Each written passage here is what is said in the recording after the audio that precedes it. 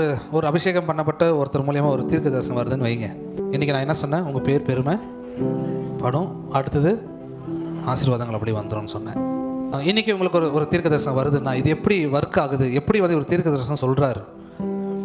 இன்னைக்கு உங்களுக்கு தீர்க்க தரிசனம் வரணுன்றதுக்காக இன்னையிலேருந்து அவர் ஃப்யூச்சருக்கு போவாராம். உங்களுடைய எதிர்காலத்துக்கு போய் இன்னைக்கு என்ன சொல்கிறாரோ அதை ஃப்யூச்சரில் முடிச்சு வச்சுருவாராம். உன் பேரை பெருமைப்படுத்தான்னு சொல்லிட்டார்ல, ஃப்யூச்சருக்கு போய் அது இன்னைக்கு முடிக்கப்பட்டிருக்கு.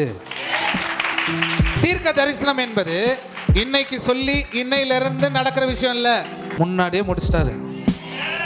முடிச்சிட்டு மறுபடியும் இந்த காலத்துக்கு வந்து அவங்கள்ட்ட தீர்க்க தரிசனமா பேசுறாரு. உன் பேரை பெருமைப்படுத்துவேன், உன்னை ஆசீர்வதிப்பேன்னா நான் அங்கே முடிச்சுட்டு வந்திருக்கேன். தீர்க்க தரிசனம் உறுதியானது, அது முடிக்கப்பட்ட ஒரு விஷயத்தை சொல்லுது. இதில் நம்மளுடைய பார்ட் என்ன?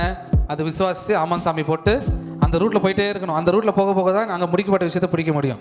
தீர்க்க தரிசனம் வந்துருச்சுன்னா தைரியம் வந்துடணும் உங்களுக்கு. முடிஞ்சிச்சுரா, முடிஞ்சிச்சு, முடிஞ்சு போச்சு, முடிஞ்சு போச்சு.